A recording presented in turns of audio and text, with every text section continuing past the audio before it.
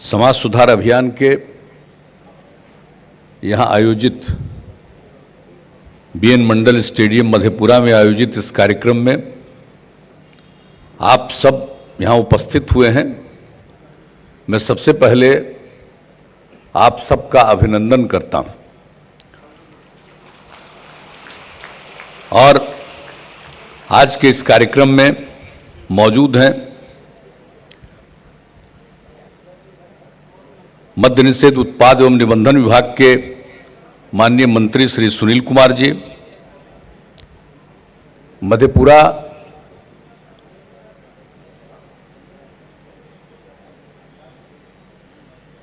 और सुपौल जिले के प्रभारी मंत्री और जल संसाधन मंत्री श्री संजय कुमार झा जी, बिहार के पूर्व मंत्री श्री रमेश ऋषिदेव जी,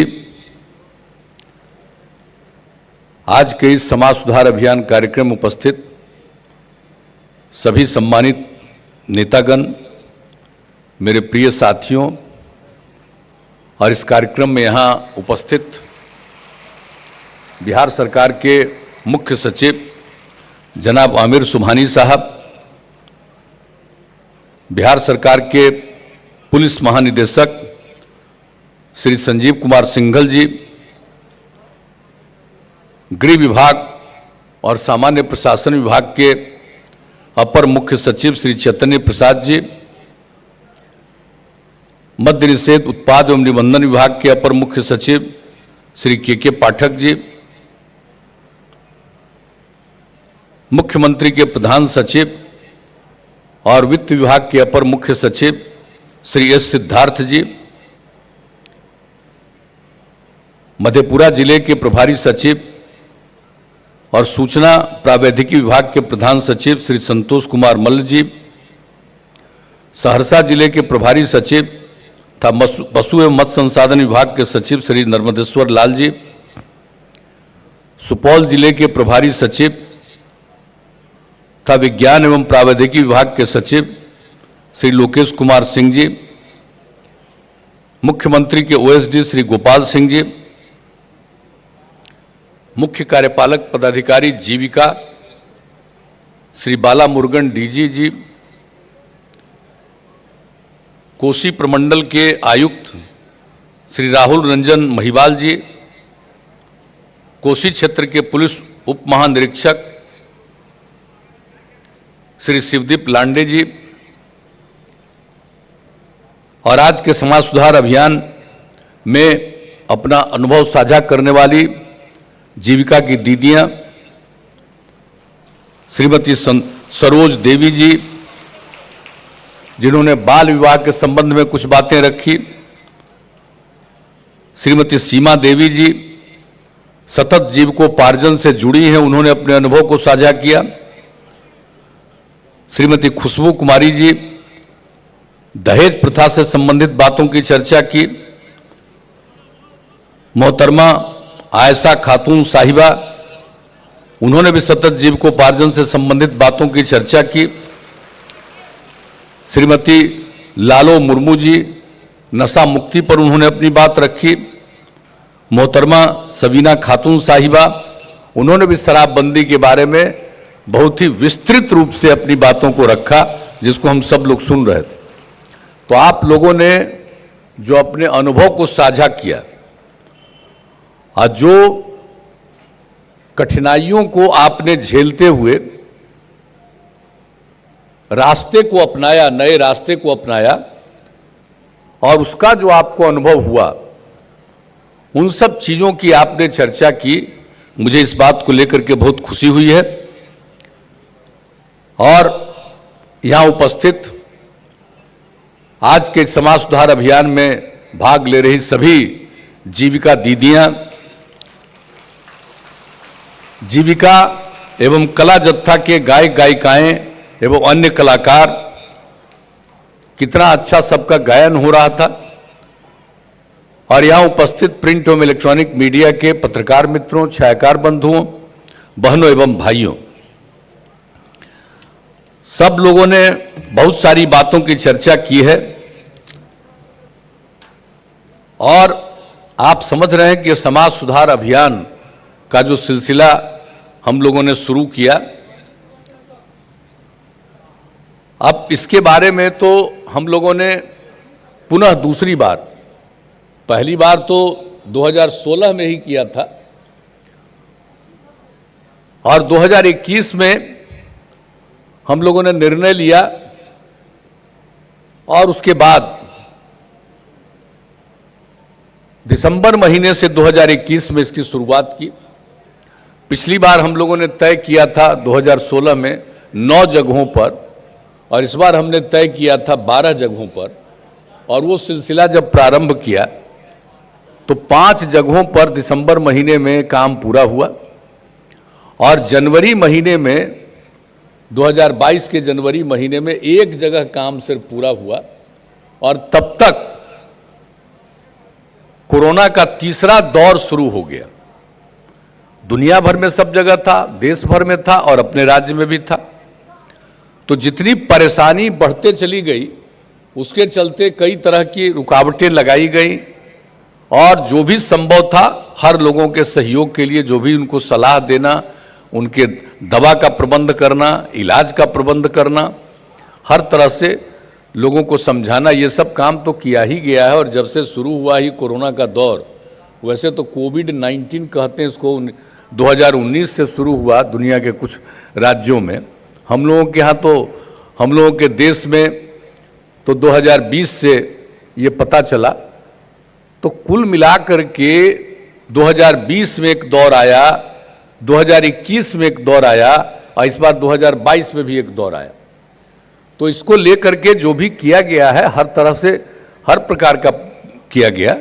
अब उसके चलते रुकावट लगी, लेकिन जब उसमें काफ़ी कमी आई तो फिर से हम लोगों ने इन कार्यक्रमों की शुरुआत की और आज उसके बाद भी जो कार्यक्रम की हम लोगों ने शुरुआत कर दी फरवरी महीने के अंत में, तो उसके बाद से तो अब आज 12वां जगह, तो जो 12 जगह का तय किया, आज आखिरी जगह आने का मौका मिला और यहाँ के बारे में भी एक एक चीज़ के बारे में प्रतिदिन हम लोगों ने एक एक चीज़ को देखा है। अब यहाँ भी कोरोना से जो पीड़ित लोग हैं कुछ तो हैरत थे ही, काफ़ी थे। सहरसा में तो बहुत बढ़ा हुआ था, मधेपुरा में भी था, सुपौल में भी था, लेकिन अब जो कल परसों तक के अंतिम का फिगर, एक दिन पहले का फिगर आता है अगले दिन हमारे पास, तो कल जो आंकड़े आए हैं, उपलब्ध हुए, उसके हिसाब से अब मधेपुरा में सिर्फ 6 लोग, सहरसा में 8 लोग और सुपौल में 4 लोग अभी भी कोरोना के एक्टिव मामले हैं। तो बहुत घट गया, लेकिन पूरी उम्मीद है कि बहुत जल्दी सब लोगों को इससे मुक्ति मिलेगी और जल्दी से जल्दी हम लोग इस सब दौर से छुटकारा पाएंगे। लेकिन जो कुछ भी है सजग रहना है, सचेत रहना है। लेकिन आज आपके बीच में आकर के खुशी हो रही है और सब लोग पूरी मुस्तैदी के साथ यहाँ हैं और हर जगह जो इस बार का कार्यक्रम हम लोगों ने किया है काफ़ी अच्छे ढंग से कार्यक्रम हुआ। और आप जानते ही कि ये जो हम लोग जो पूरे के पूरे तौर पर ये बात कर रहे हैं और नशा मुक्ति की बात को लेकर के, बाल विवाह के खिलाफ, दहेज प्रथा के खिलाफ और इन सब चीज़ों के लिए सबसे पहले जो नशा मुक्ति लागू किया गया, शराबबंदी लागू किया गया, ये तो आप ही लोगों पर, महिलाओं की मांग पर, जीविका की दीदियों की मांग पर, उसी के पर तो हमने लागू किया है। हम तो पहले से ही चाहते थे शराब से मुक्ति होनी चाहिए, लेकिन आप जानते हैं ना, लगता था कि पता नहीं शराब मुक्ति का करें और ठीक ढंग से लागू होगा कि नहीं होगा। हम लोगों का तो जब हम पढ़ते थे उसी समय से कॉलेज में, तब से ही शराब के बारे में जानते थे और इसके बहुत खिलाफ थे। और जब 1977 में जननायक कर्पूरी ठाकुर जी मुख्यमंत्री बने तो उन्होंने शराबबंदी लागू किया, लेकिन उनको 2 साल के बाद ही बहुत लोग मिलजुल करके उनको पद से हटवा दिया। और उसके कुछ दिन के बाद नशा मुक्ति को भी खत्म कर दिया। तो इसको देख करके एक लगते रहता था कि पूरा ठीक ढंग से लागू होगा या नहीं होगा, लेकिन हम लोगों ने अभियान लोगों के बीच में तो 2011 से ही चलाना शुरू कर दिया था। तो ये सब काम तो हम लोग करते रहे और ये सब चल रहा था। तो 2015 में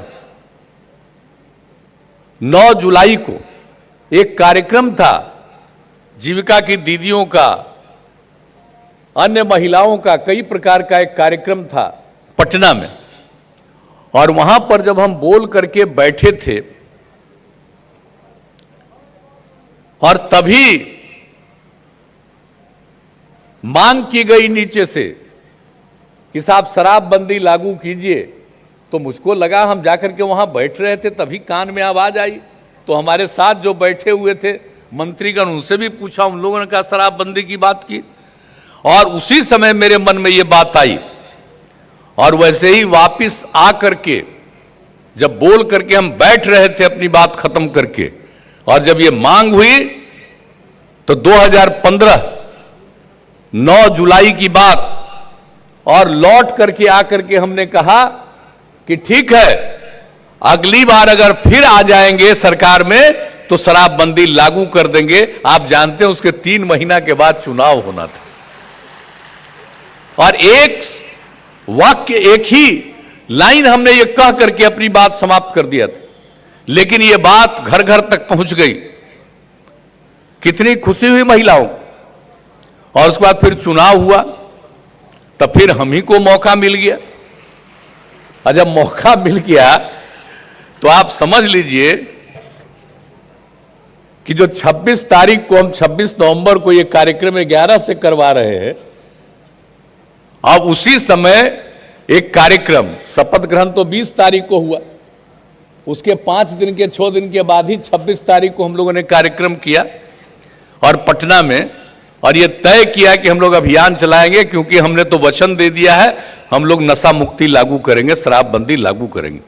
और उसी समय अभी जो हमारे अपर मुख्य सचिव मद्य निषेध उत्पाद एवं निबंधन विभाग यहाँ पर मौजूद हैं, के पाठक जी बैठे हुए हैं। सबसे पहले आपके स्वागत में 1 मिनट 1.5 मिनट अपना बोल करके ही बैठ जाते हैं, लेकिन काम करते रहते। तो ये उसी समय इनको हमने ये पद दिया था। हम जो बात बता रहे हैं आपको 15 की, और उसी समय ये बात हम लोगों ने तय किया और कहा कि भाई इसको पूरे तौर पर हम लोगों को अभियान चलाना है। तो उन्होंने किया, बीच में तो दिल्ली चले गए थे, अब फिर लौट करके आए हैं। तो हमने कहा कि हम लोगों को फिर इस अभियान को और तेजी से चलाना है, नशा मुक्ति के काम को पूरे तौर पर, और दूसरा जो समाज सुधार का काम है इसको करना है, इसमें आपका योगदान चाहिए। फिर इनको हमने जिम्मेवारी दी और हमको पूरा भरोसा कि पूरी मुस्तैदी के साथ अब ये लोग सारा का सारा काम करते रहेंगे। और इस साल, ये पिछले साल, आप समझ लीजिए, हम लोगों ने जो मीटिंग की नवंबर महीने में, और पूरे बिहार के हर राज्य के सारे अधिकारियों के साथ हम लोगों ने बैठक की, 7 घंटा हमने मीटिंग की, और उसी में तय किया कि साहब, और उस समय क्या चर्चा हो रही थी, आप लोगों ने मांग किया था और हम लोगों ने 1 तारीख को 1 अप्रैल 2016 से शराबबंदी लागू किया था। और उसी समय सिर्फ शहरी इलाकों में, प्रमुख कुछ शहरी इलाकों में हम लोगों ने तय किया था। देसी शराब तो सारे बिहार में, ग्रामीण अंचल में विदेशी शराब भी बंद, शहरी इलाके में सिर्फ कुछ प्रमुख शहरों में विदेशी शराब का दुकान चलेगा। तो उस समय हमको लगा था कि भाई इतना अभियान चला है तो गांव-गांव में जागृति आ गई है, शहरों में अभी उतना नहीं हो पाया है, तो इसलिए हम लोगों ने किया। लेकिन 1 अप्रैल को जब ये और जगह लागू हुआ, शहरों में दुकान खोलने की को लोगों ने शुरुआत की, सभी शहरों में महिलाओं ने, युवक और युवतियों ने और पुरुषों ने भी इसके विरोध में पूरा का पूरा अभियान शुरू कर दिया और कोई भी दुकान खोल रहा था उसको खोलने नहीं दिया। यह बात आ गई उसी समय 2016 में। आप समझ लीजिए कैसी मुझको प्रसन्नता हुई भीतर से। और जो 1 तारीख को किया, फिर वही काम 2 तारीख को, वही काम 3 को, 4 को, एक दिन भी शहरी इलाकों में भी दुकान खोलने नहीं दिया विदेशी शराब का। तो ये करके 4 को फिर हम लोगों ने मीटिंग किया और फिर अगले दिन 5 तारीख से ही हम लोगों ने शहरी इलाकों में भी इसको लागू कर दिया था। तो याद करिएगा, यह आप लोगों की बात और जो देख करके हम लोगों ने इसको लागू कर दिया और यह अभियान तो चलता ही रहा। किस तरह से कितने लोगों ने शराब छोड़ा, कितने लोगों ने वचन दिया, कितना कितना बड़ा अभियान चला। और आपको मालूम है जो शराब पीते थे 1,64,00,000 लोगों ने, हम लोगों ने 2018 में जो रिपोर्ट मांगी इन लोगों से, इन लोगों ने रिपोर्ट दिया 2018 में 1,64,00,000 लोगों ने शराब पीना छोड़ दिया था। अब जो पीते होंगे इतने लोगों ने छोड़ दिया, ये स्थिति आई। लेकिन कुछ तो गड़बड़ करने वाला होता ही है। कितना भी करिए तो कुछ तो अपने को काबिल समझता है, लेकिन वो काबिल नहीं होता है, वो गड़बड़ ही करने वाला होता है। तो इसलिए अभियान तो लगातार चलाना ना पड़ेगा। और आपको मालूम है ना कि अभी हाल में फिर से जो जहरीला शराब पी करके बहुत लोग जो मरा, तो इसको लेकर के फिर कई लोग जो इस शराबबंदी के खिलाफ थे उन्होंने शुरू कर दिया, कहा शराबबंदी तो फेल कर गया, अब बोलिए लोगों मर रहा है, शराबबंदी को खत्म करिए। हमने कहा कमाल आदमी, शराबबंदी को खबर की। अरे दारुए पीने से ना लोग मरा है, और कोई अगर दारू पीने जाएगा तो कोई ठीक दारू पिलाएगा, कोई उसको जहरीला दारू पिलाएगा, मरेगा। ये तो हम लोग शुरू से कह रहे हैं शराब कितनी बुरी चीज है, और तब इस तरह की बात करना। अरे भाई जब हम लोग 16 में लागू किए तब कुछ जहरीला शराब का 2-3 जगह घटना नहीं घटा। अभी तो आपको अपर मुख्य सचिव ने बता दिया, गृह विभाग ने कितनी सजा मिली है एक एक तरह पर। तो ये कहीं खत्म होने वाला है।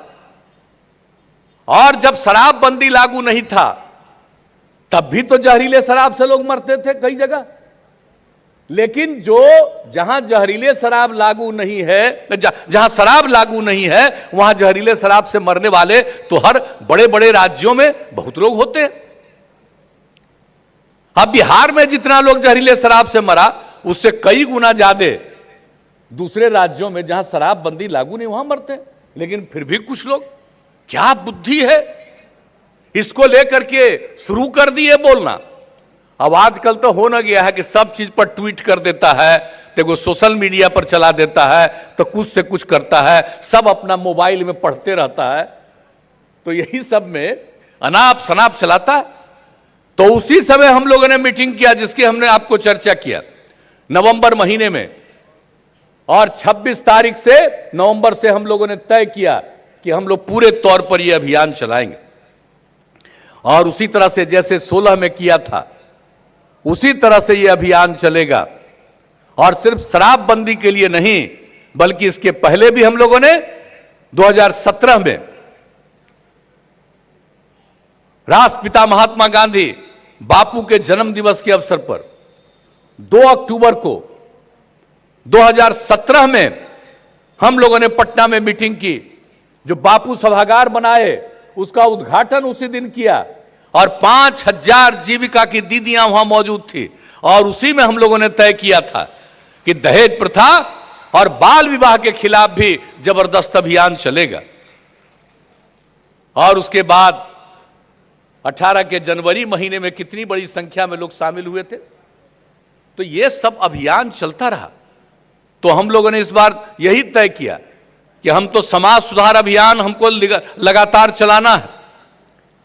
शराबबंदी के लिए लोगों को प्रेरित करना कि कोई शराब न पिए, दहेज प्रथा और बाल विवाह के खिलाफ और दहेज प्रथा और बाल विवाह के खिलाफ कानून बना हुआ, और तब भी लोग इधर उधर काम करता है। मुझे बहुत अच्छा लगा आज जब इन सब चीजों के बारे में आप ही लोगों के बीच से यहां कहा, तो हम तो यही चाहते हैं कि भाई जैसे यहां बोल रहे थे इसी तरह से सब जगह चर्चा हो, एक एक तरह की चीज पर हर तरह से बात होनी चाहिए। तो इसके लिए तो हम सब लोगों को बड़े पैमाने पर अभियान चलाना। और आप जान रहे ये जो नशा मुक्ति के लिए शराबबंदी के खिलाफ हो रहा, अब हम लोगों ने कितना कितना चीज काम करना शुरू किया है।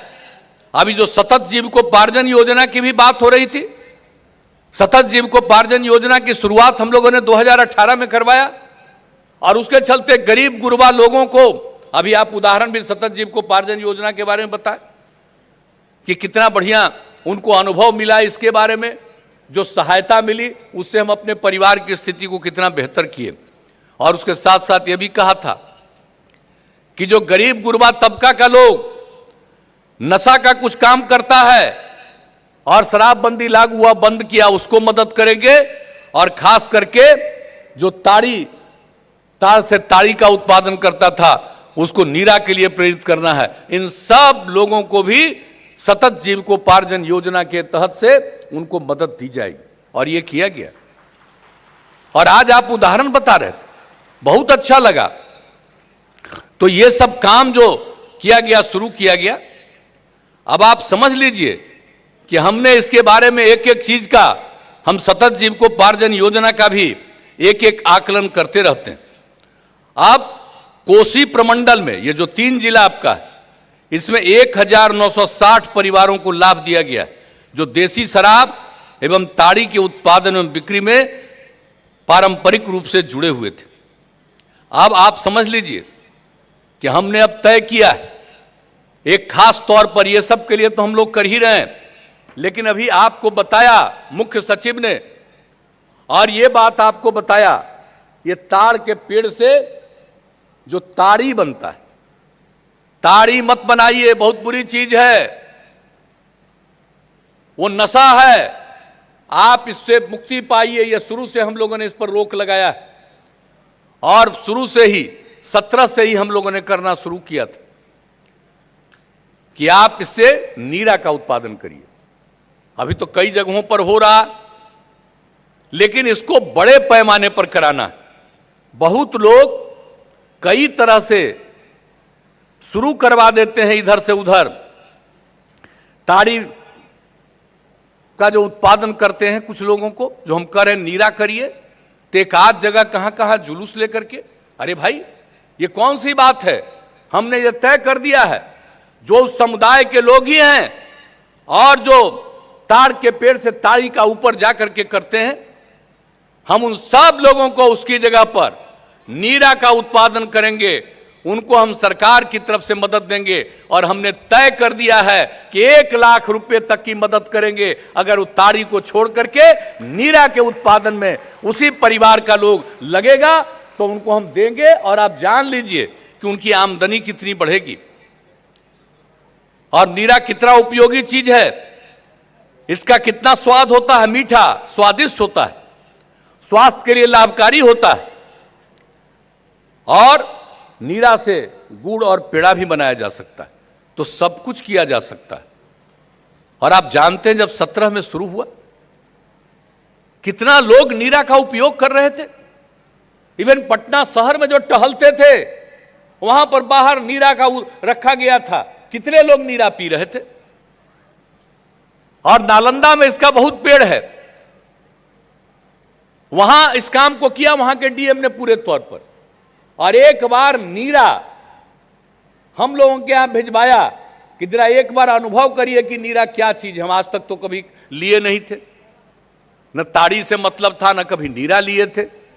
लेकिन जब वो भेजा तो मेरा अनुभव हुआ नीरा कितना स्वादिष्ट चीज है। और उसके बाद तो फिर इधर तो हो गया, कोरोना का दौर चला, लेकिन बीच में एक जगह और गड़बड़ी आ गई थी।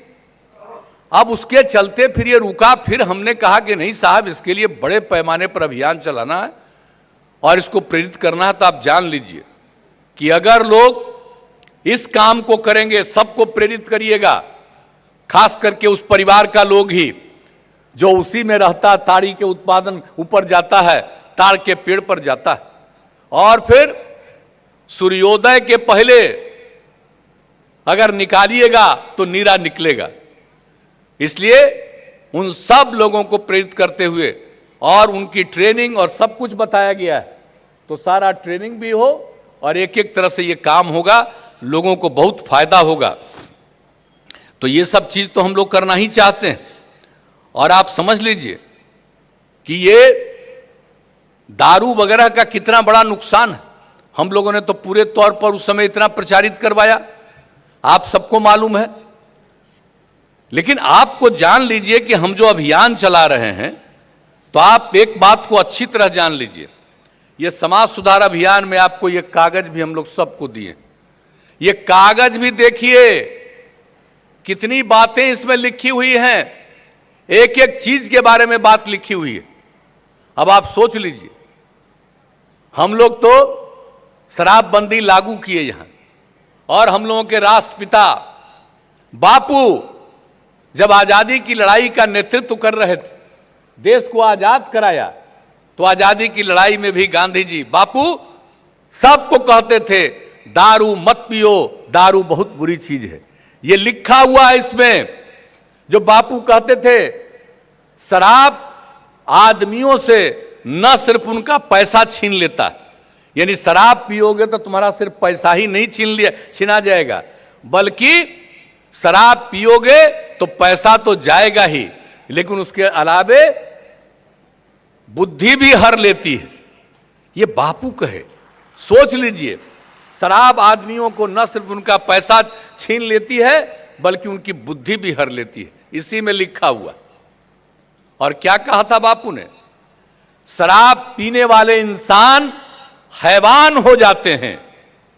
जब आजादी की लड़ाई चला रहे थे, लड़ रहे थे, और तब बापू ने ये बातें कही, पूरे देश में सबको बताया। तो एक एक आदमी को जानना चाहिए, जिन्होंने देश को आजाद कराया, भूलिए मत, देश गुलाम था, देश आजाद हुआ, और जिन्होंने देश को आजाद किया और जो राष्ट्रपिता हैं, और उन्होंने ये कहा, आप समझिए 100 साल पुरानी बातें सारी लोग कैसे नहीं याद रखेंगे। इसलिए हमको नई पीढ़ी तक एक एक चीज को पहुंचाना है। अगर बापू की बात याद नहीं रखोगे तो ये सब खत्म हो जाएगा, बर्बाद हो जाएगा, बेकार हो जाएगा देश। और कुछ लोग अपने को काबिल समझते हैं, बड़े बड़े जगहों पर पदों पर होते हैं, और वो सोचते हैं शराबबंदी जो हम लोग लागू करते हैं तो कई लोग हमारे खिलाफ रहते। तो काहे का खिलाफ रहते हो? इस देश के रहने वाले हो, अगर राष्ट्रपिता की बात को तुम नहीं मानते हो तो तुम क्या देश के सही आदमी हो? यह तो सबसे बड़ी बात है, यह सोचने वाली बात है। कैसे इस ढंग की बात लोग करते हैं? और राष्ट्रपिता ने कहा था कि भाई हमको तो 1 घंटा के लिए भी तानाशाह रहेंगे तो सबसे पहले शराब को सब दुकान हम बंद कर देंगे। तो अरे भाई, जब राष्ट्रपिता इस बात को कहते थे, राष्ट्रपिता महात्मा गांधी, तो उनकी बात इसमें लिखा है, गांधी जी ने कहा था। और उसके बाद एक बात और जान लीजिए, हम लोगों ने तो 2016 में शराबबंदी लागू किया, और आप सोच लीजिए विश्व स्वास्थ्य संगठन, वर्ल्ड हेल्थ ऑर्गेनाइजेशन, WHO, उसने दुनिया भर में, वो तो भाई अंतर्राष्ट्रीय ही ना, आधिकारिक संगठन है ना, उसी ने 2016 में पूरे दुनिया का सर्वेक्षण किया और पूरा का पूरा अध्ययन किया, आकलन किया। वो क्या चीज है? हेल्थ का है, स्वास्थ्य का है, दुनिया का संगठन, और उसने पूरे दुनिया का आकलन किया, अध्ययन किया। और जो 2016 में पूरा आकलन करके अध्ययन किया, वो 2018 में उन लोगों ने प्रचारित किया। और 2018 में जब से प्रचारित हुआ, हम इस बात को कहते रहे, लेकिन 2020 से तक कोरोना का दौर आ गया। तो 2 साल, 2.25 साल के चलते लोग पुरानी बात को भूलने लगते हैं। तो आप ये समझ लीजिए कि उन्होंने जो बात कही और 2016 को जो सर्वे किया और उसमें उसने जो देखा कि दुनिया भर में एक साल में शराब पीने के कारण 30 लाख लोगों की मौत होती है। अब आप सोच लीजिए, शराब कैसी चीज है, दुनिया भर में लोग पीते हैं और पीने वालों में मौत होती है 30 लाख लोगों की। जितनी मृत्यु होती है दुनिया भर में एक साल में, उसका 5.3% सिर्फ दारू पीने के कारण मर जाते हैं। यह बात वर्ल्ड हेल्थ ऑर्गेनाइजेशन का रिपोर्ट है, वो भी लिख करके दे दिया है। और उसके बाद क्या कहा उसने, कम उम्र वालों का 20 साल से लेकर के 39 साल तक के लोगों का भी आकलन करके बताया कि अगर 20 साल और 39 साल के लोग दारू पीते हैं तो जो जितने लोग मरते हैं 13.5% लोग दारू पीने के कारण, सबसे ज्यादा 20 साल से लेकर के 39 साल की उम्र के लोग मर जाते हैं। इसलिए नई पीढ़ी को तो और ज्यादा एक एक चीज को बताना। यह आप समझ लीजिए, विश्व स्वास्थ्य संगठन का यह रिपोर्ट, उसने एक एक चीज का आकलन करके दिया। और उसके बाद कहा कि शराब के कारण जो मृत्यु है वो गंभीर बीमारियों की जो मृत्यु है, टीबी से जो मौत होती है, HIV, एड्स, डायबिटीज जो गंभीर बीमारियां मानी जाती है, उससे जो मौत होती है उससे भी ज्यादा शराब पीने के कारण मौत होती है। और उसके अलावा शराब पीने के कारण 2000 तरह की बीमारियों से ग्रस्त होते हैं शराब पीने वाले। इसका आकलन करके उसने दिया और कहा कि शराब का सेवन करने वाले cancer, AIDS, hepatitis, TB, liver और दिल की बीमारियों, मानसिक बीमारी, माता शिशु से संबंधित बीमारियों के साथ साथ हिंसक प्रवृत्ति को भी बढ़ाता है। अब ये बताइए, और महिलाओं के साथ हिंसा में इसकी अहम भूमिका होती है। महिलाओं के साथ हिंसा में अहम भूमिका होती है दारू का। अब ये सोचिए, इसने भी रिपोर्ट दिया वर्ल्ड हेल्थ ऑर्गेनाइजेशन ने, और इसको एक एक चीज को हम लोग लिख दिए। और उसके बाद दुनिया भर में जितने लोग आत्महत्या करते हैं, 18% लोग सिर्फ दारू पीते हैं, वो आत्महत्या कर लेते हैं। और इसके अलावे आपस में जो झगड़ा होता है, वो सबसे ज्यादा झगड़ा आपस में दारू पीने वाले करते हैं। वो भी दुनिया भर में जो आपस में झगड़ा होता है 18% सिर्फ दारू पीने वाले करते हैं। ये उन लोगों का आकलन है।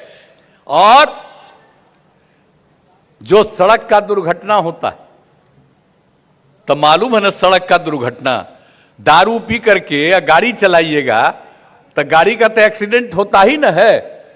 तो दुनिया भर में जितना सड़क की दुर्घटना होती है, उसमें दारू पीने वालों के चलते सबसे ज्यादा दुर्घटना 27% उसके चलते होती है।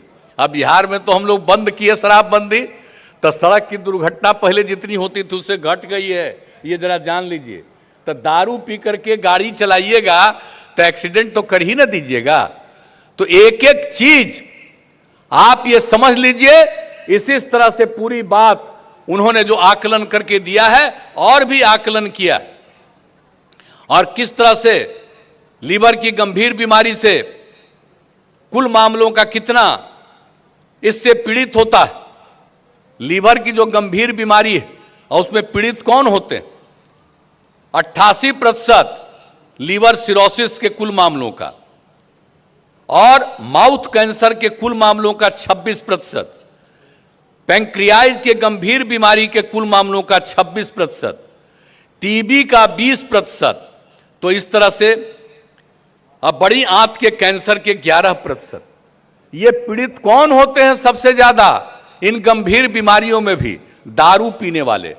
तो ये उसने विश्व स्वास्थ्य संगठन ने ये किया है। हम लिख करके एक एक चीज दिलवा दिए हैं आपको। इसको फेंक मत दीजिएगा, घर में रखे रहिएगा, एक एक बच्चे को और सब जगह जा करके लोगों को ये पढ़वाइएगा। और हमने हर जिलों को कहा है, ये गांव गांव तक सब जगह और स्कूलों के माध्यम से भी इसको एक एक जगह पहुंचाइए ताकि लोग जान सके कितनी बुरी चीज है। और इसके साथ साथ जो शराब के चलते जो कुछ भी होता है, उसके चलते बाल विवाह और दहेज प्रथा की जो गड़बड़ी है उसके बारे में भी इसमें लिख करके हम लोगों ने दिया है। बाल विवाह लड़कियों के शारीरिक, मानसिक एवं मनोवैज्ञानिक विकास को प्रभावित करता है। वे विवाह के बाद की परिस्थितियों के लिए तैयार नहीं होती हैं और इसका प्रतिकूल प्रभाव उनके स्वास्थ्य पर पड़ता है। कम उम्र में शादी होगी, स्वास्थ्य पर असर पड़ता है। यह सब आकलन और अध्ययन है, यह सब भी लिख दिया है। बाल विवाह और उससे कम, उसके बाद कम उम्र में गर्भधारण लड़कियों की समस्याओं को कई गुना बढ़ा देता है। अपनी कम उम्र के कारण वे परिवार के निर्णय में अपना पक्ष नहीं रख पाती और गर्भधारण उनकी मजबूरी हो जाती है। परिणाम स्वरूप ऐसी माताएं अस्वस्थ और कम विकसित शिशु को जन्म देती। अब जरा सोच लीजिए, ये लिख दिया है, कम विकसित और अस्वस्थ शिशुओं को जन्म देती है और आगे चलकर ये बच्चे क्या होते हैं? बौनेपन के शिकार होते हैं, मंद बुद्धि के शिकार होते हैं। अब बौनेपन के शिकार होते हैं, मंद बुद्धि के शिकार होते हैं। अब आप सोच लीजिए, एक एक चीज को लिख करके दे दिया है कि ये जो बाल विवाह कितनी बुरी चीज है। और दहेज प्रथा सामाजिक कुरीति है, कानून बना हुआ है तब भी गड़बड़ करने वाले, और किस तरह से नवविवाहिता को तंग तबाह करते हैं लोग। और कई मामलों में आत्महत्या का मामला जो ये दहेज प्रथा के चलते लोगों को तंग जो करता है, और उसके बाद कितने महिलाओं को आत्महत्या करनी पड़ती है। ये सब स्थिति जो है तो ये कितनी बुरी चीज, और कानून बना हुआ है और तब भी ये काम होगा। इसलिए एक एक लोगों को इन सब चीजों के बारे में जागरूक करना है और हर प्रकार से लोगों को सचेत करना है। ये सब चीजें करनी होगी। तो एक एक चीज को लेकर के हम लोगों ने इन सब चीजों पर लिख दिया है। और जो कुछ भी, और दहेज के बारे में तो आप बताइए, हम तो सबको कहेंगे अरे भाई ये दहेज क्यों लेता है? अब बताइए, लड़का को पढ़ा दिया और कहेगा कि भाई लड़का को पढ़ाने में खर्चा हुआ है, इसका ब्याह करेंगे तब पैसा लेंगे, तो लड़की को नहीं पढ़ाते हैं अब हम लोग। आप जरा बताइए तो, लड़की अब कितना पढ़ रही है? आप जरा सोच लीजिए। उसके बारे में हम आकर के अलग से चर्चा बाद में चर्चा करेंगे, लेकिन जरा सोच लीजिए। और भाई हम और आप कोई भी पैदा हुए तो माता पिता के चलते ना पैदा हुए। अगर कोई लड़का मिलके नहीं ना पैदा कर सकता है किसी को, लड़का और लड़की होगा तभी ना कोई पैदा होगा। तो शादी करेगा लड़का और उसकी शादी होगी लड़की से, और लड़की की शादी के लिए लड़की से दहेज लेगा। अरे तुम्हारी शादी नहीं होगी तो तुमको कोई बाल बच्चा नहीं होगा, कभी कोई बाल बच्चा नहीं होगा। अरे महिलाओं का कितना महत्व, अगर उसी से शादी होती है तभी तो बाल बच्चा होता है। और उसके बाद ये कहना, दहेज लेना और उसको तंग करना, यह कितनी बुरी चीज है। इसको लेकर के निरंतर जबरदस्त अभियान चलाते रहना पड़ेगा। और एक बात जान लीजिए, हम लोगों ने तो पहले ही कह दिया था कि अगर कोई शादी करवाएगा, न्योता देगा, तो लिख करके दे कि दहेज नहीं लिया है, तभी उसके शादी में जाएंगे। हम आप सब लोगों से भी कहेंगे यही करिएगा। और अगर कोई दहेज ले, उसके विवाह में मत जाइए और पूरे तौर पर कहिए, कोई चाहे कितना भी नजदीकी परिवार का आदमी क्यों ना हो। जब कोई नहीं जाएगा तब ना घबराएगा कि एक आदमी भी नहीं आ रहा है तो हम दहेज लिए हैं और गैर कानूनी काम है, गिरफ्तार भी हो सकते हैं। तो इसीलिए इन सब चीजों का, और बाल विवाह, दहेज प्रथा, इन सब चीजों के लिए निरंतर हम लोगों को इसके लिए अभियान चलाते रहना है। इस बात के लिए हम आप सब लोगों को यही कहना चाहते हैं। तो अगर ये करिएगा तो बहुत लाभ होगा। और आप समझिए कि हम लोग तो समाज की सेवा करते हैं ना, जब से मौका मिला है तब से तो हम आपकी सेवा ही कर रहे हैं ना।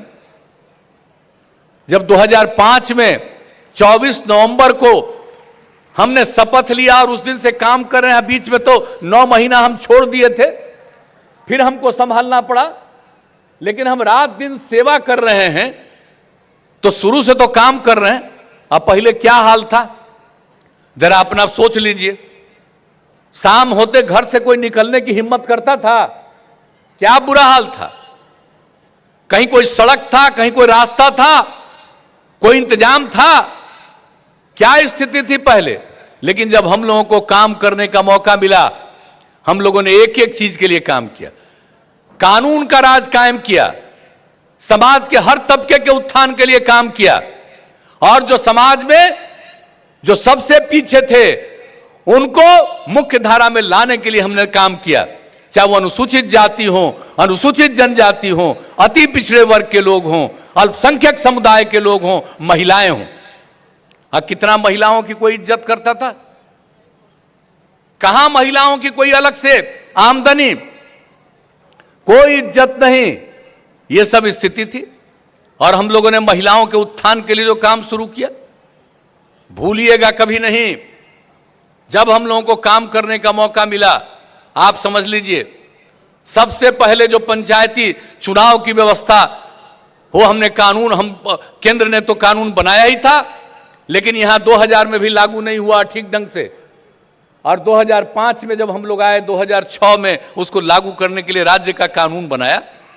और हम लोगों ने क्या किया, जो केंद्र में कानून बना था उसमें था पंचायती राज संस्थाओं में और बाद में नगर निकायों में भी कि 1/3 महिलाओं को कम से कम स्थान मिलेगा। यह नियम बना था, कानून बना था देश भर का। लेकिन जब हमको काम करने का मौका मिला तो हमने कहा कि महिलाओं को कम से कम 1/3 है, हम 1/3 ही क्यों देंगे, महिला और पुरुष दोनों बराबर हैं। इसलिए हम लोगों ने महिलाओं के लिए 50% का आरक्षण किया। और कितनी कम महिलाएं चुन करके आती थी प्रतिनिधि बन करके, आज कितनी बड़ी संख्या में। अब तो 5वां चुनाव हो गया, 4था चुनाव हो गया, 4 चुनाव हो गया, नगर निकायों का 3 हो गया, और इस साल फिर नगर निकाय का भी चुनाव होगा। तो कितनी बड़ी संख्या में महिलाएं सब काम में। कम पढ़ पाती थी, 5वें क्लास तक लड़कियां अगर पढ़ती थी, उसके आगे भेजने में लोगों को दिक्कत होती थी गरीबी के कारण, क्योंकि उसके लिए पोशाक के पास देने के लिए उसके पास पैसा नहीं रहता था। और हम लोगों को जब आप लोगों ने काम करने का मौका दिया तो हमने पोशाक योजना की शुरुआत की। हमने 5वां के बाद भी लड़की पढ़ेगी, और जब पोशाक योजना की शुरुआत करा दी, उसके बाद हमने कहा कि 8वें तक उसको काहे पढ़ाएंगे, हाई स्कूल में काहे नहीं पढ़ाएंगे। और हाई स्कूल में इतना कम लड़कियां पढ़ती थी, तो हमने कहा साइकिल योजना। अब आप सोच लीजिए, कहां लड़कियां साइकिल चलाती थी, पटना में भी नहीं, कहीं नहीं, ना के बराबर। और हमने कहा साइकिल योजना, 9वें क्लास में जो भी लड़की पढ़ेगी सबको साइकिल उपलब्ध कराएंगे। और साइकिल योजना की शुरुआत की, कितनी खुशी हुई। और कई मर्द लोग, कुछ लोग तो मेरे खिलाफ बोल रहा था कि क्या कर रहे हैं, लड़की को साइकिल दीजिएगा, सब गड़बड़ करेगा। हमने कहा कोई गड़बड़ नहीं करेगा, हर परिवार की लड़की पढ़ेगी, हर घर में साइकिल पहुंचेगा, और कितना आनंद आएगा, लड़कियों को कितनी खुशी हुई। और अब तो इतना समय बीत गया, ये सब को 7 से हमने शुरू किया, 8 से ही साइकिल का काम शुरू हो गया। और आप सोच लीजिए लड़कियों को कितनी प्रसन्नता। और बिहार पहला राज्य है जिसने साइकिल योजना की शुरुआत लड़कियों के लिए कराई। और जो लड़कियां स्कूल जाने लगी, संख्या बढ़ गई, और जब स्कूल से लौट करके आती थी तो अपने माता या पिता को भी साइकिल पर ले जा करके बाजार में भी ले जाती थी, दुकान पर भी कुछ लेना है तो स्कूल से आने के बाद करती थी। कैसा दृश्य हुआ। अब आज भी भूलना उलना नहीं है। और जब लड़की के साइकिल का इतना अच्छा प्रयोग और इतनी संख्या बढ़ने लगी कि जगह जगह लड़के भी हमसे कहने लगे कि कुछ हम लोगों पर भी ध्यान दीजिए। हमने लड़कों के लिए भी कर दिया, 9 के बाद से लड़कों के लिए भी साइकिल योजना। अब आप सोचिए, अब कितनी बड़ी संख्या में। अब मालूम है एक साल पहले मैट्रिक की परीक्षा में लड़का से भी 300 ज्यादा लड़की थी। अब यह हालत हो गई, अब इतनी लड़कियां पढ़ रही। अब एक एक काम हम लोग जो करवाए, कौन सा काम हम लोग किस तरह से करवाए और किस तरह से सरकारी सेवाओं में और पुलिस बल में 2013 में हमने किया। महिलाओं के लिए आरक्षण जो 35% किया। आपको मालूम है कि बिहार में पुलिस में जितनी महिलाएं हैं उतनी महिलाएं बड़े बड़े और विकसित राज्यों में भी नहीं है। यहां 25,000 से भी ज्यादा, अभी आपको बता रहे थे 25,113 है, 128। तो आप सोच लीजिए कि इतनी संख्या है। हालांकि हमारा तो 35% हम तो और कह दिए।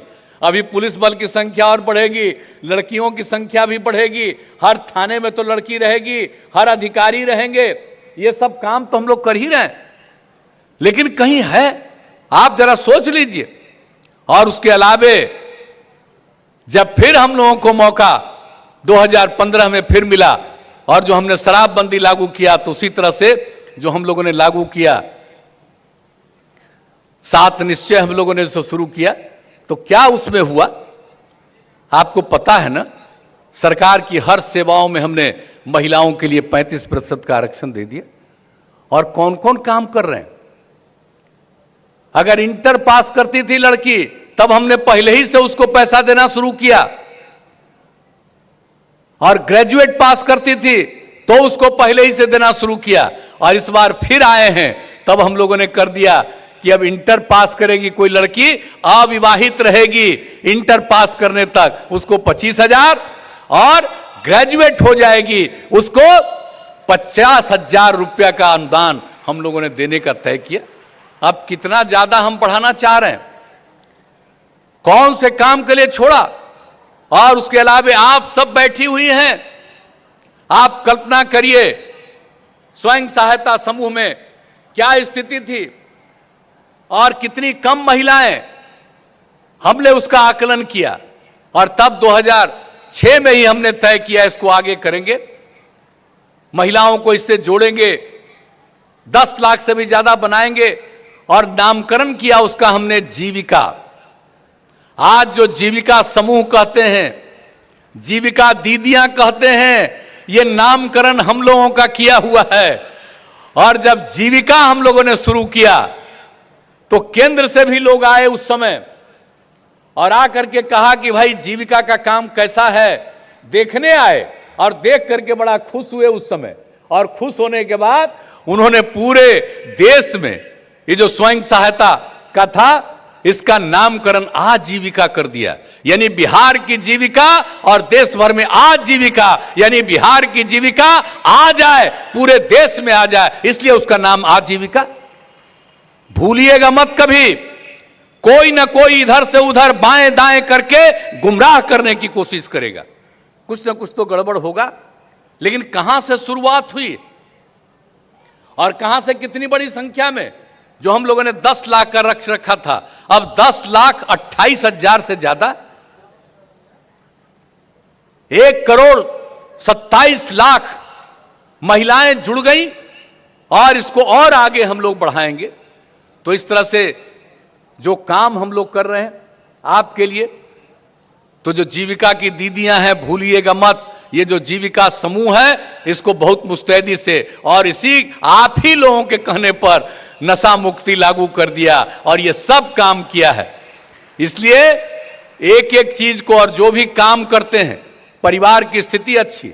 और पहले क्या हालत था, लड़कियों को, महिलाओं को देखते थे तो पहनने के लिए ठीक उसको लगता नहीं था, लेकिन आज जब इतना काम हो रहा है, अब देखने में कितना अच्छा लगती है। सारी महिलाएं अब देखने में कितना अच्छा लगती। तो आप जरा समझ लीजिए, आप पुरुष लोगों को भी समझ लेना चाहिए कि घर की आमदनी बढ़ रही है। पहले तो मर्द लोग समझते थे कि खाली हम ही को कमाना, अब जो महिलाएं कमा रही है मर्दों से भी कभी कभी कितने परिवारों में ज्यादा आमदनी दे रही है। परिवार आगे बढ़ रहा, लड़का पढ़ रहा, लड़की पढ़ रही है, सब लोग आगे जा रहे हैं। अब कितना समाज आगे बढ़ रहा है। और हम लोग विकास का जितना काम, बताइए कौन कौन काम नहीं किया। सड़क का कितना काम किया, क्या हालत था पहले। हम जब एमपी थे, हम अपने क्षेत्र में जाते थे तो जिस दिन भी हम घूमते थे, कितना हमको पैदल चलना पड़ता था। और आज समझ लीजिए पैदल की जरूरत नहीं होती है, सड़कों का इतना हम लोगों ने निर्माण कर दिया, कितना पुल का, पुलिया का। और अब तो यह भी कह दिया है सबकी मरम्मत होगी। कितने भवन, कितने स्कूलों के भवन, कितने अस्पताल का निर्माण, हर तरह का काम हम लोग कर रहे हैं और बहुत तेजी से काम करते चले जा रहे हैं। अब इसको और आगे करेंगे। और इस बार तो हम लोगों ने निर्णय ले लिया है और आगे करेंगे। आप पिछली बार में जो 7 निश्चय में हम लोगों ने निर्णय लिया और उसके माध्यम से भी कितना किया। हर घर बिजली पहुंचा दिया, हर घर नल का जल, हर घर तक पक्की गली नाली का निर्माण, हर घर तक शौचालय, एक एक काम, ये लगभग ये काम जो पूरा हुआ है। और उसको अब ये तय कर दिया है कि हर हालत में उसका मेंटेनेंस का काम करना पड़ेगा। तो इस तरह से रख रखाव का काम करना है। तो ये सब भी काम हम लोग कर रहे हैं। तो विकास के काम में कोई कमी नहीं आने देंगे। और विकास का काम तो रात दिन कर रहे हैं। और आप जानते हैं कितना गरीबी की हालत में हैं। आज भी हमारा देश गरीब है, इतनी बड़ी आबादी है, इतना छोटा क्षेत्र है हम लोगों का, लेकिन इन सब चीजों के बावजूद हर क्षेत्र में हम लोग काम कर रहे हैं। तो प्रति व्यक्ति जो आमदनी पहले होती थी, आज प्रति व्यक्ति आमदनी कितनी बढ़ी है। और हर साल प्रति व्यक्ति आमदनी जितना हम लोग बिहार में बढ़वा रहे हैं, उतना ज्यादा प्रति व्यक्ति आय देश के विकसित राज्यों में भी नहीं बढ़ता है प्रति व्यक्ति आय। लेकिन हां, फिर भी हमारी आबादी ज्यादा है। तो हम लोग तो इसके लिए भी काम कर रहे हैं। जब ये सब काम हो जाएगा, बाल विवाह और इस सब से मुक्ति मिल जाएगी, दहेज, ये सब चीजों से। और अब धीरे धीरे लोगों को प्रेरित जो हम लोग कर रहे हैं। क्या हालत था घर में, एक घर में एक जो पति पत्नी के बीच में 4.3 था, आए थे हम लोग, अब आ करके पहुंचा दिए हैं 3 पर। अब वो भी पहुंच जाएगा 2 पर। ये सब जो नशा मुक्ति और समाज सुधार अभियान को भी तेजी से आप चलाइएगा, तो इस तरह से जो ये प्रजनन दर है ये और घटेगा। और इस प्रकार से समाज को और आगे बढ़ने में और राज्य को और विकसित होने में सहूलियत होगी। तो वो सब काम तो हम लोग कर ही रहे हैं, उसमें कोई चीज हम लोग नहीं छोड़ेंगे। एक एक काम कर रहे हैं, एक एक काम करते रहेंगे। लेकिन हम लोग सेवा करते हैं। और हमने क्या कहा, आपकी सेवा करना ही हमारा धर्म है। और आपकी सेवा को ही धर्म मान करके हम पूरा का पूरा आपकी सेवा करते हैं। कौन वोट देता है, कौन नहीं वोट देता है, ये उसका अधिकार है। लेकिन समाज का कोई एक तबका है जिसकी उपेक्षा की गई हो, चाहे किसी भी समुदाय के लोग हों, आप जरा देख लीजिए। और आपस में प्रेम और भाईचारे का भी माहौल, कानून और व्यवस्था की स्थिति को भी किया गया। एक एक तरह से जो हम लोग काम करते रहे, तो समाज में विकास का काम, हर प्रकार का काम हम लोग रात दिन करते रहते हैं। लेकिन इसके साथ साथ सिर्फ विकास का काम होगा और अगर समाज सुधार नहीं होगा तो इसका कोई मतलब नहीं बचेगा। इसलिए विकास का काम तो निरंतर जारी, उसका देखभाल, देखना, कोई भी गड़बड़ी करता है उस पर कार्रवाई होना, तो ये सब काम तो हम लोग करते ही रहेंगे। लेकिन आप लोगों से ही आग्रह कि ये जो काम हम लोगों ने अभियान कराना शुरू किया है, इस अभियान को हर हालत में इस बात को जारी रखिएगा। अब आप समझ लीजिए, ये जो शराब का जो है, इस पर जो शराब मुक्ति के लिए जितना काम हो रहा है, कितने लोग अब पकड़ा रहे हैं। और अब तो हम लोगों ने कर दिया है कि ड्रोन का भी, अब जो बहुत लोग समझता है अपने को काबिल, तो कहीं ना कहीं अंदर करते रहता है। अब बाद में जब पुलिस जाती है पकड़ने तो झगड़ा भी करता है, अब बाद में तो धराता भी है। तो आप जानते हैं तब तो ड्रोन अब लगा दिए।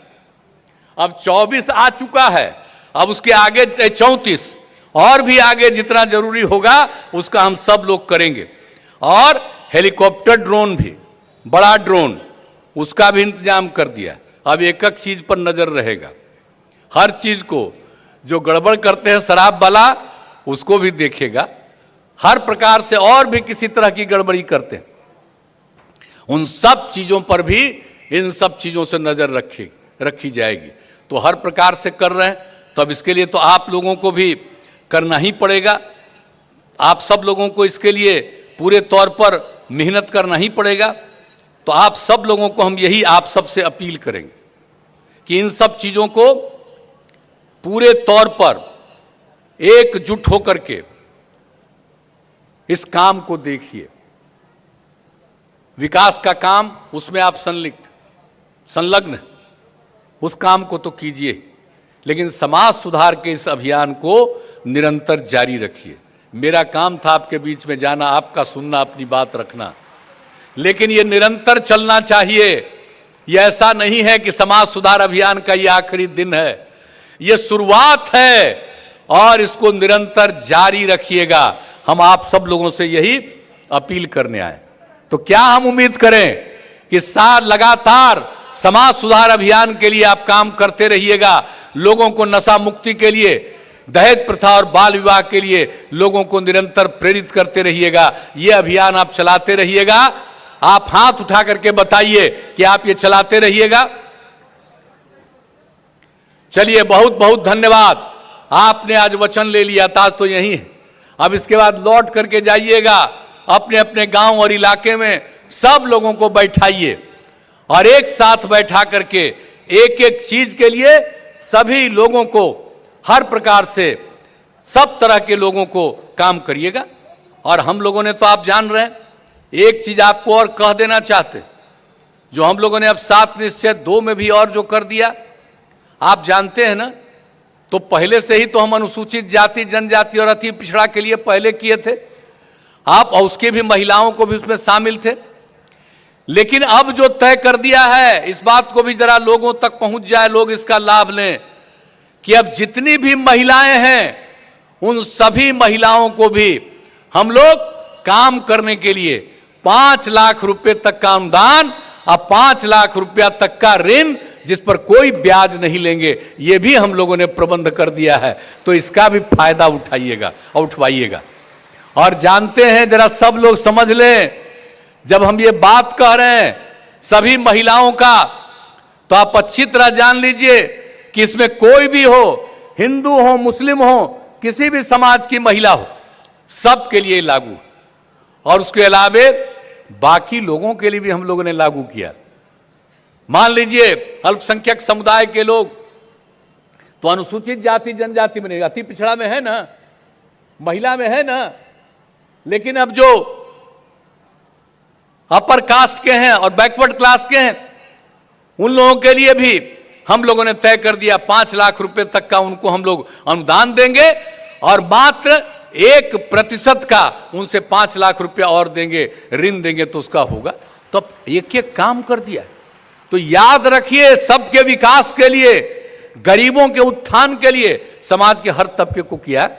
इसलिए हम आग्रह करेंगे, आपने हाथ उठा करके वचन दिया है, समाज के हर तबके के लोग मिल करके, एकजुट होकर के समाज को एकजुट करिए, समाज को आगे बढ़ाइए, आपस में प्रेम और भाईचारे का माहौल रहे, और गड़बड़ करने वाले लोगों के प्रति अलर्ट रहिए और गड़बड़ करने वाले लोगों के बारे में सूचना दीजिए ताकि उन पर कार्रवाई हो जाए। तो मिलकर के काम करिएगा तो कितना आगे बढ़ेगा। और आपको मालूम है, अब दूसरे राज्यों से कितने लोग आते हैं।